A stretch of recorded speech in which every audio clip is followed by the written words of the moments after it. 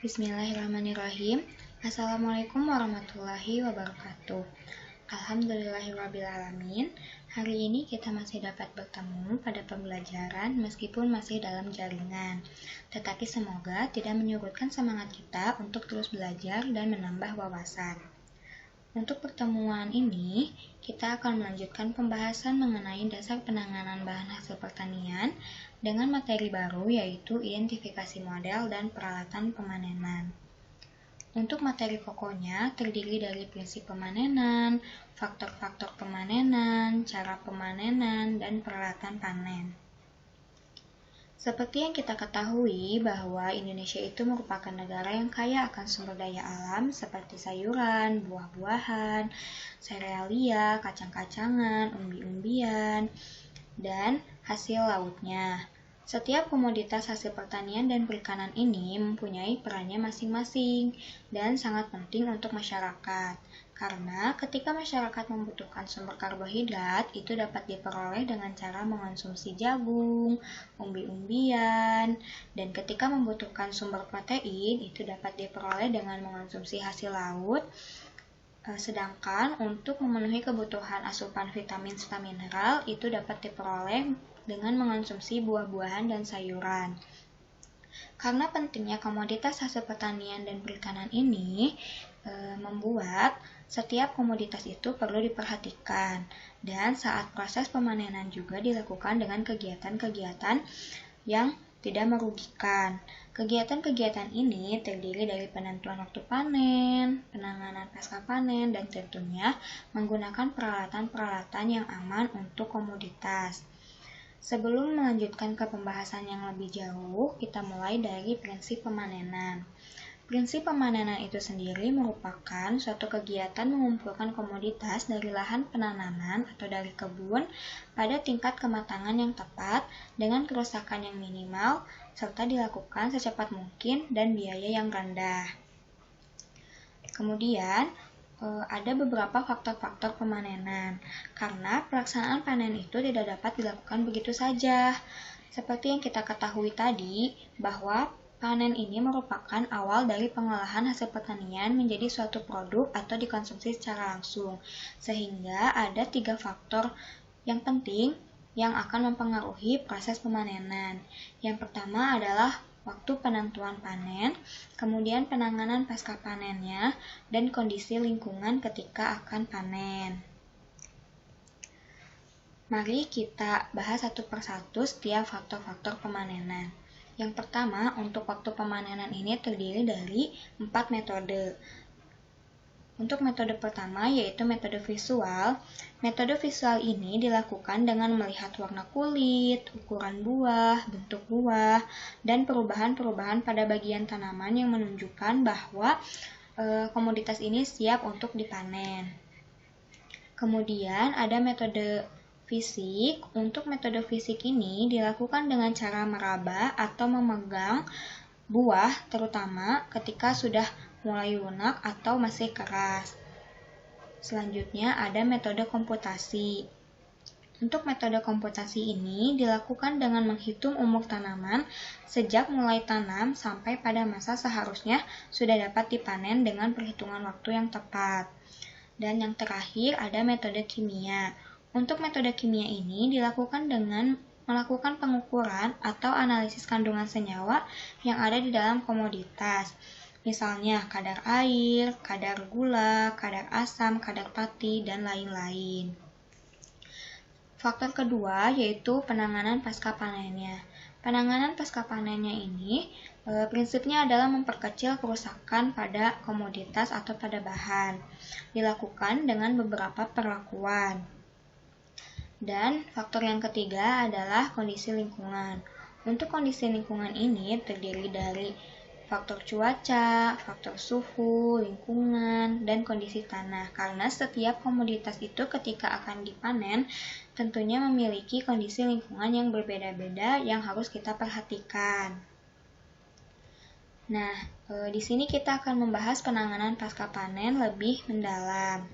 Penanganan pasca panen ini disebut juga sebagai pengolahan primer atau primary processing, yang merupakan istilah yang digunakan untuk menjelaskan semua perlakuan mulai dari panen sampai komoditas dapat dikonsumsi segar atau dilakukan pengolahan berikutnya.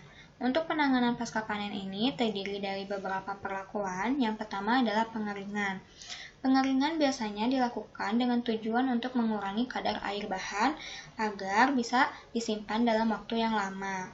Pengeringan ini biasa dilakukan pada komoditas serealia, kacang-kacangan, umbi-umbian, dan beberapa komoditas lain. Selanjutnya, untuk pendinginan pendahuluan, ini dilakukan pada komoditas sayuran dan buah-buahan dengan tujuan untuk mengurangi penguapan sehingga masih dapat dikonsumsi atau diolah dalam keadaan segar. Lalu yang ketiga ada pemulihan.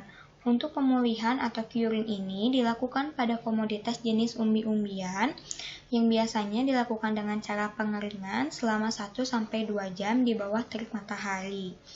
Untuk pemulihan ini mempunyai tujuan untuk menutup luka akibat proses pemanenan dengan menggunakan peralatan. Selanjutnya ada kegiatan pengikatan atau bunching. Pengikatan ini dilakukan untuk komoditas sayuran daun, wortel, dan beberapa buah-buahan seperti rambutan dan anggur. Biasanya proses pengikatan ini dilakukan dengan tujuan untuk mengurangi kerusakan serta memudahkan proses pemindahan. Selanjutnya ada pencucian dan pembersihan. Untuk pencucian dan pembersihan ini dilakukan dengan tujuan untuk menghilangkan kotoran yang menempel serta memberikan kesegaran pada produk. Untuk pencucian itu tidak boleh dilakukan pada komoditas umbi-umbian karena dapat menurunkan kualitasnya. Selanjutnya ada sortasi. Untuk sortasi ini dilakukan dengan cara memisahkan komoditas yang layak serta tidak layak, terutama memisahkan komoditas yang cacat atau terkena penyakit agar tidak mencemari yang lain. Selanjutnya adalah cara pemanenan. Cara pemanenan dimulai dengan mempersiapkan alat-alat yang akan digunakan. Kemudian, saat proses pemanenan itu harus menghindari kerusakan bahan, sehingga proses panen harus dilakukan dengan hati-hati. Setelah pemanenan selesai, setiap komoditas akan diangkut menuju gudang penyimpanan dan diusahakan menggunakan tempat atau wadah yang bersih serta aman dan tidak terlalu banyak memindahkan bahan karena akan merusak bahan diakibatkan oleh adanya gesekan atau tekanan antar komoditas. Selanjutnya yang terakhir adalah melakukan sortasi. Nah, di sini ada beberapa cara panen pada sebagian komoditas pertanian. Yang pertama, pemanenan pada buah nanas ini dilakukan dengan menggunakan pisau atau parang dengan memotong tangkai buah. Kemudian ada pemanenan kubis, sebaiknya dilakukan pada pagi hari dan menggunakan sabit atau parang dengan cara memotong bagian kubis kurang lebih 10 cm dari permukaan tanah. Selanjutnya ada pemanenan wortel, ini juga sama, biasa dilakukan pada pagi atau sore hari dengan menggunakan tangan langsung atau dengan bantuan cangkul dan bisa juga dengan mesin karet lifter. Selanjutnya ada pemanenan padi. Ini biasa dilakukan pada cuaca yang cerah dengan kondisi tanah yang kering. Panen padi biasanya menggunakan alat ketam atau ani-ani atau sabit dan bisa juga menggunakan mesin binder. Selanjutnya ada peralatan panen. Peralatan panen ini dibagi menjadi dua, ada peralatan tradisional yang terdiri dari cangkul atau sekop, ini biasanya digunakan untuk menggali tanah. Kemudian ada sabit, ini berupa pisau melengkung menyerupai bulan sabit yang digunakan untuk memotong bagian tanaman. Kemudian ada ani-ani atau ketam, ini seperti pisau kecil yang dipakai untuk memanen padi. Lalu ada gurung atau alat sosoh, ini terbuat dari bambu atau besi. Biasanya penggunaannya dengan cara ditarik sampai tangkai buah patah dan mangga jatuh ke dalam keranjang gurung. Kemudian ada gunting buah, ini biasanya digunakan saat akan memanen tomat, jeruk, apel, dan lain-lain. Adapun untuk peralatan modern, ini dibagi menjadi beberapa. Yang pertama ada karet lifter atau karet harvester. Biasanya digunakan pada lahan wortel yang cukup luas. Kemudian ada mesin binder, ini digunakan untuk memanen padi. Prinsipnya adalah memotong padi pada bagian tangkai bulitnya, kemudian diikat dengan rapi. Selanjutnya ada mesin pemanen kubis.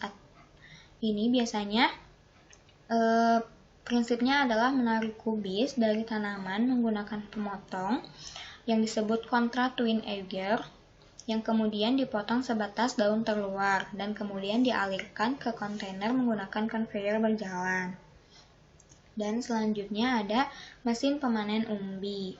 Mesin ini biasanya akan mengambil tanah yang di dalamnya terdapat umbi, kemudian proses pemisahan tanah dan umbi ini dilakukan dengan cara dialirkan dengan menggunakan konveyor sambil digetarkan, sehingga tanah-tanah yang menempel pada umbi akan berjatuhan ke bawah, sedangkan umbi akan masuk ke tempat penampungan. Mungkin ini yang bisa kita pelajari dari materi ini. Mudah-mudahan kalian bisa memahami, dan untuk lebih jelasnya bisa dibaca juga di modul yang akan saya berikan. Terima kasih. Wassalamualaikum warahmatullahi wabarakatuh.